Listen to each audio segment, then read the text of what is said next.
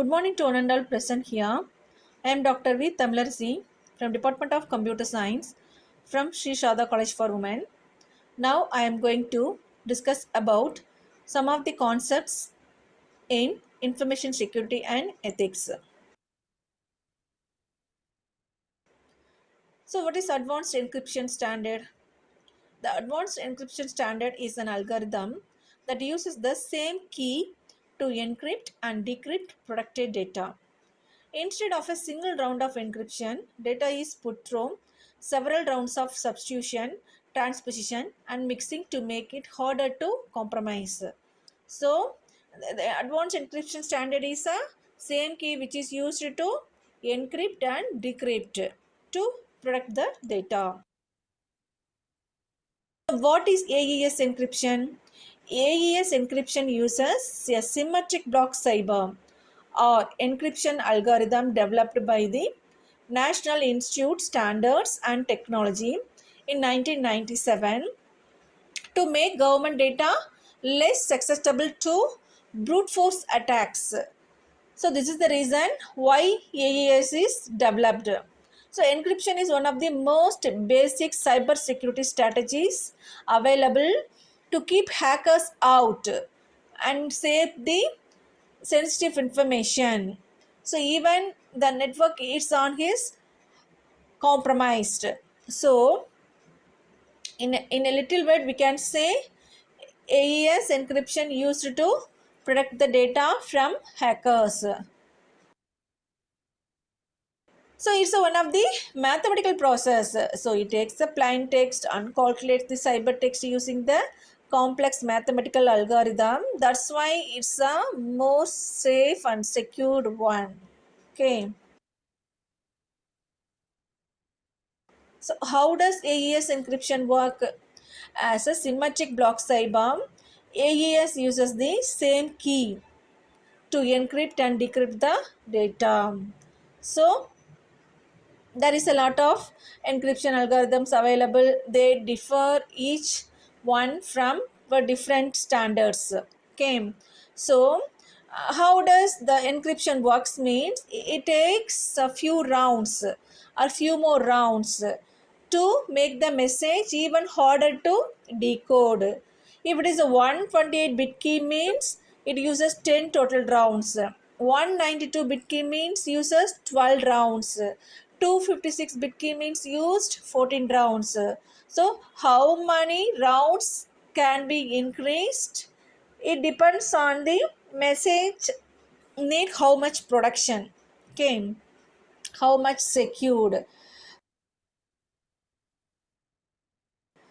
Then each round of AES algorithm consists of four steps, that is substitution, shifting, mixing, and further encryption. So in substitution, what happened? It just replaced the plain text with the encrypted text. What is shifting? All rows are shifted by one except the first one. What is mixing? It's a hill cyber is used to mix the columns to prevent someone from merely shifting the rows back to the start decrypting the data. So what is further description? A small portion of encryption key is used to encrypt that data block. So it has a four types of steps. Okay, otherwise in another word we can say it involved four steps. First one is a substitution, next one is a shifting, another one is a mixing, another is a further encryption. So what is AES decryption? AES decryption is straightforward and is essentially the same AES encryption but in reverse. Okay, so how it differ from encryption? It opposite to encryption. So here the process is reverse. So the recipient of encrypted data also has a copy of the cyber used. So they perform each function in reverse to remove the layers of the encryption. So this manner the data is decrypted from the encrypted data. So the information is sent encrypted over the internet, where the AES key is used to decrypt the data into a plain text that is readable by the recipient. So, while initially developed the government by the NIS team, so otherwise we can say initially it is developed for government usage. After that, for the need arises, it can now used in both public and private applications. For example, in a VPNs, password managers, mobile applications, wireless networks, file encryption, and even for video games.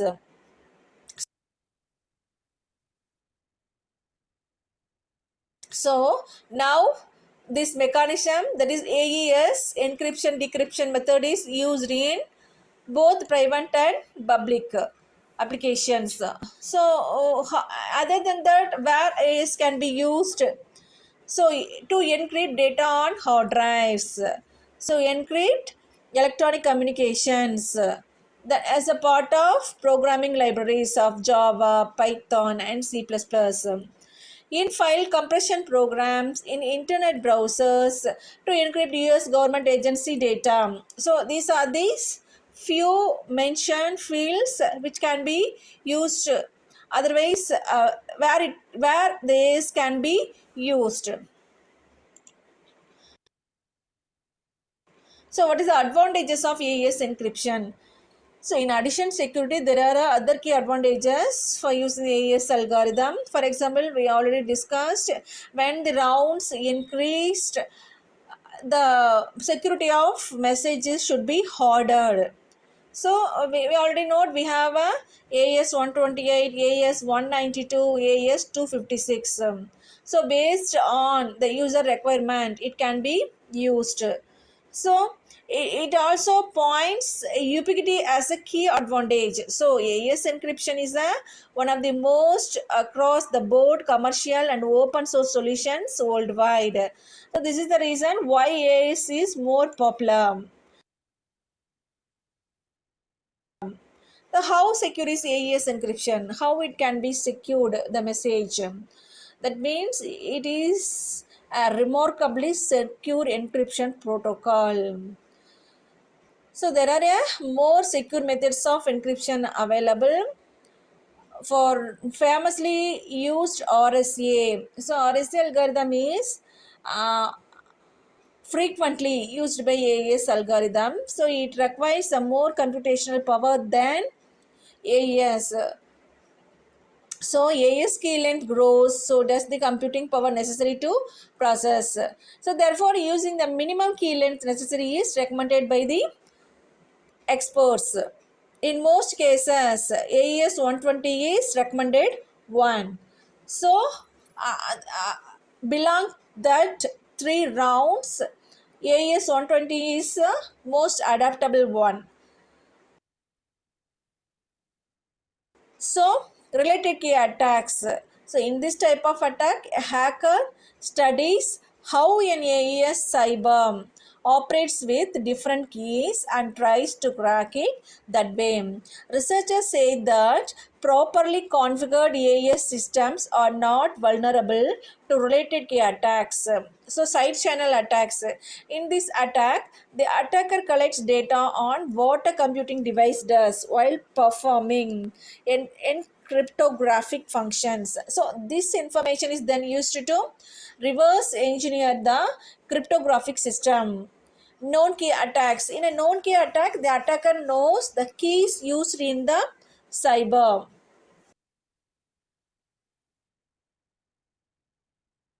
So here is an explanation of AES. Symmetric, what is symmetric encryption? What is the key size? What is the block cyber? The first one is a symmetric encryption. It's an algorithm. So the same key is used for both encryption and decryption. Then it is a symmetric encryption. So what is the efficiency?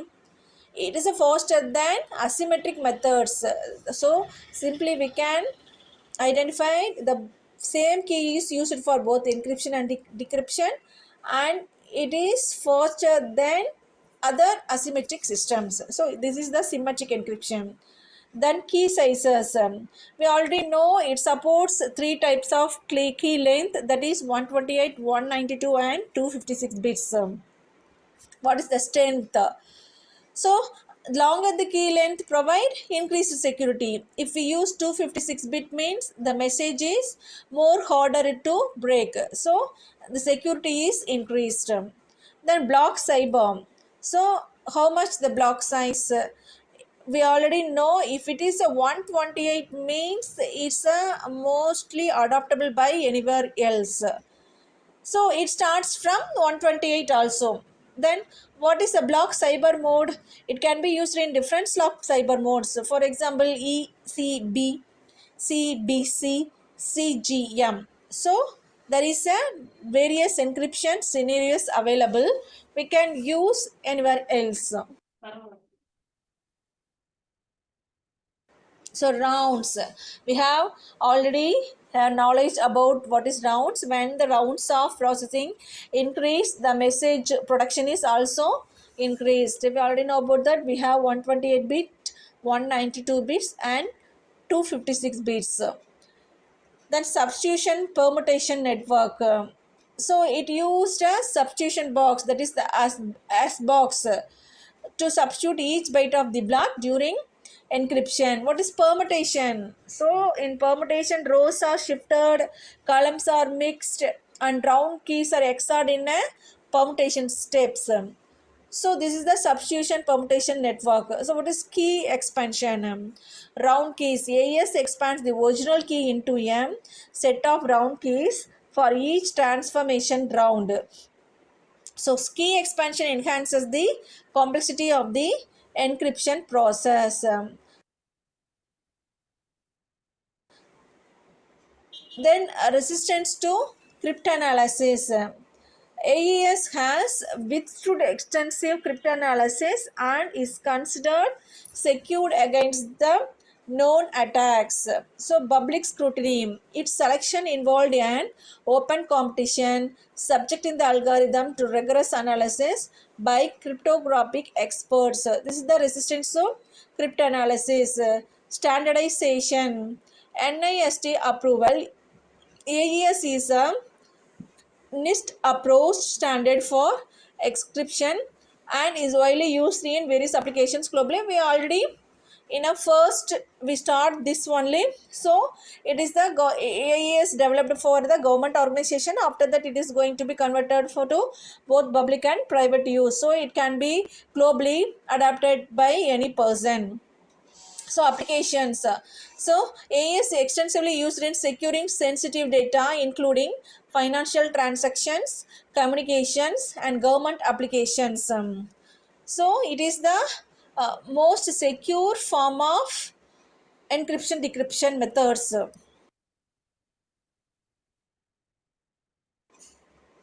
So versatility, it is the most important and basic one.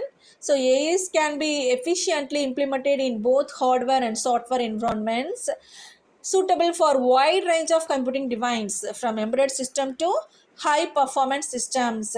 As a whole, advanced encryption standard is a robust and versatile hermetic encryption algorithm that provides a high level of security and efficiency, making it a cornerstone in securing digital communication and sensitive information. These are the 10 steps which support the AES encryption decryption.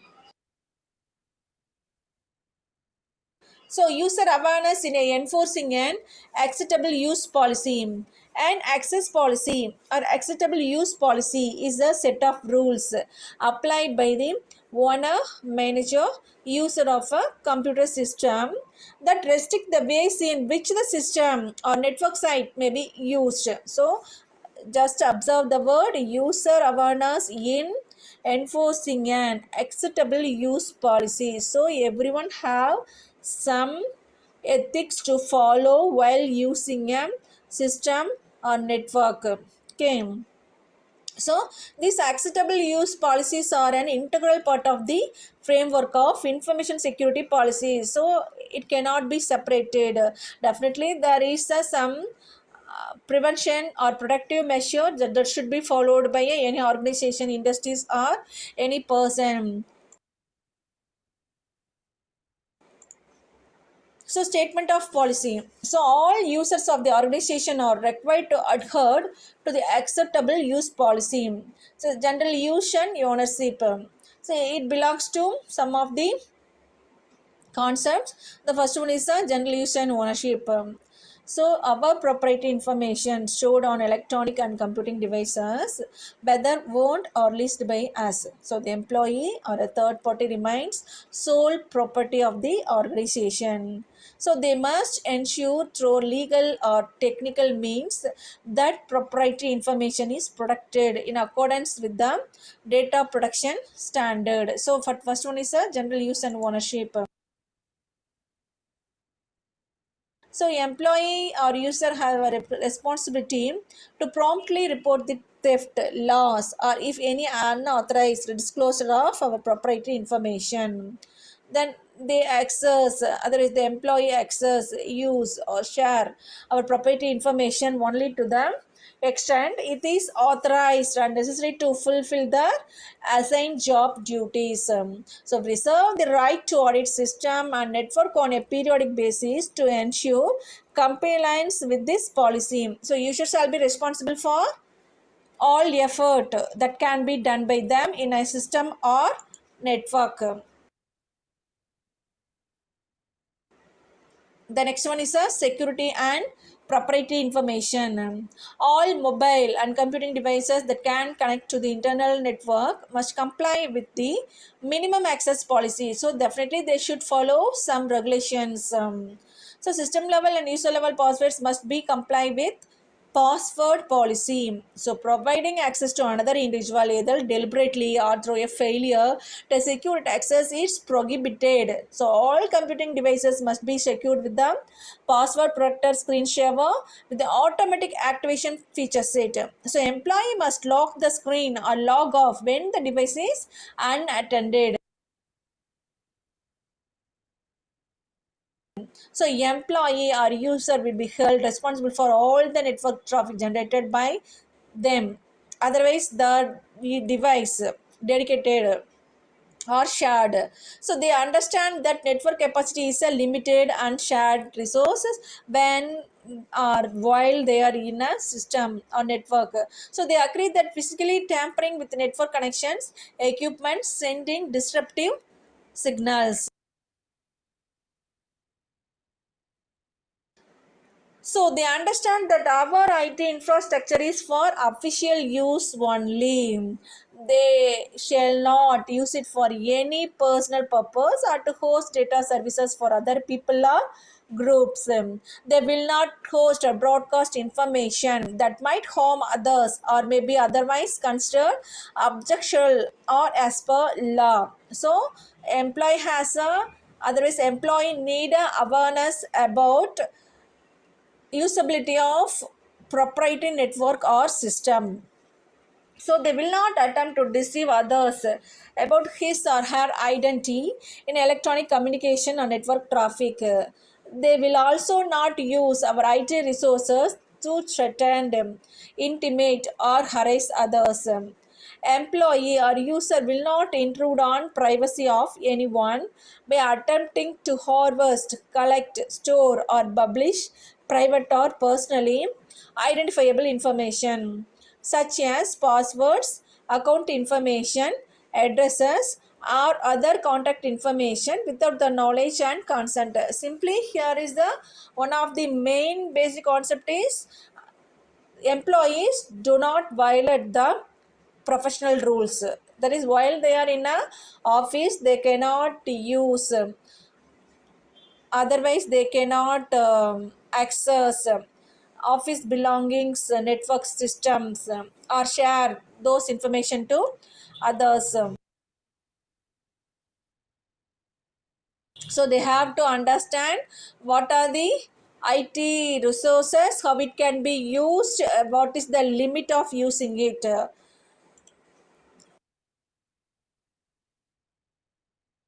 So it is the important awareness that is enforcing by acceptable use policy.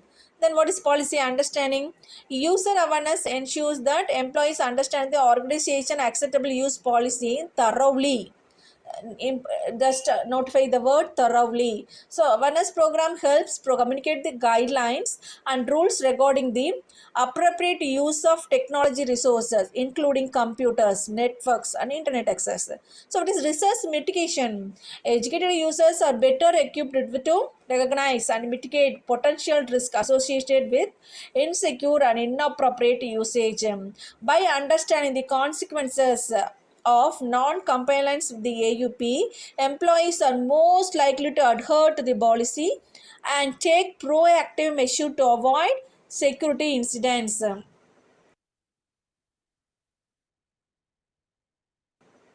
Next one is data protection.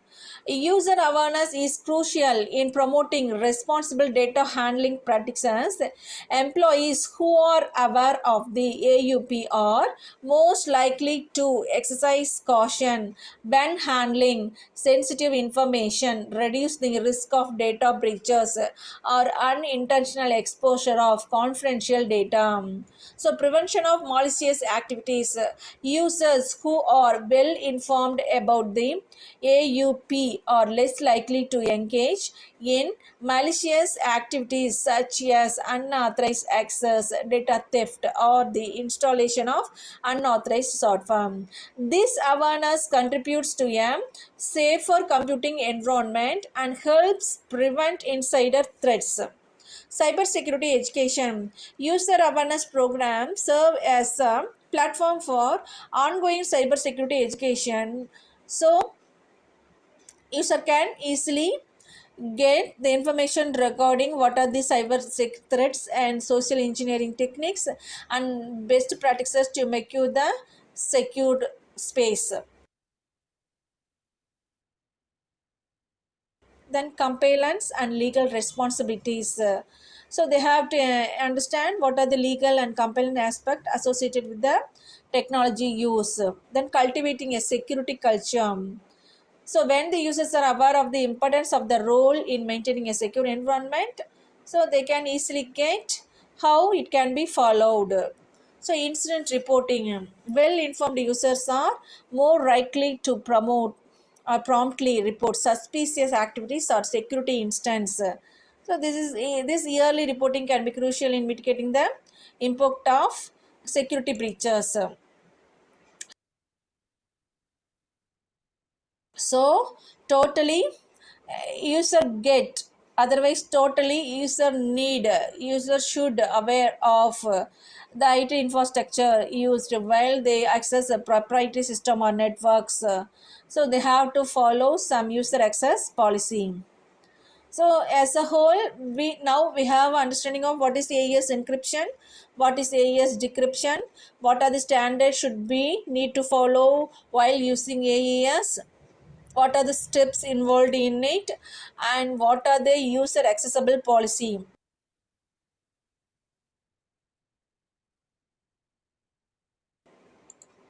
Thank you so much for giving this nice opportunity.